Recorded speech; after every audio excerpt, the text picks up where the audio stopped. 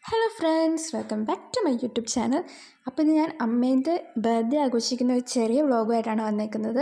അപ്പോൾ തന്നെ ഗൈസ്, ഇതാട്ടോ നമ്മുടെ കേക്ക്. അപ്പം അമ്മ ആദ്യമേ കേക്ക് ക്യാൻഡിലൊക്കെ ഊതി മുറിച്ചു.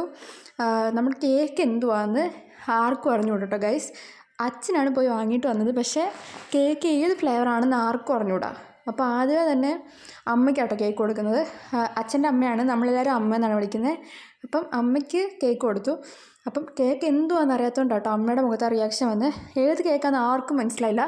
വാഞ്ചോയാണ് ഗൈസ് നമ്മൾ ആദ്യമേ ഓർഡർ ചെയ്തത്. പക്ഷേ കേക്കിൻ്റെ കവറിൻ്റെ മണ്ടല്ലേ ഇത് മാംഗോ ആയിരുന്നു. പക്ഷേ കേക്ക് കണ്ടിട്ട് നമുക്ക് മാംഗോ ആണെന്ന് തോന്നിയില്ല. അത് കഴിഞ്ഞപ്പോൾ ഇതോ അച്ഛന് കേക്ക് കൊടുത്തിട്ടോ. അച്ഛനും അറിഞ്ഞുകൂടെ ഏതാ കേക്കെന്ന്.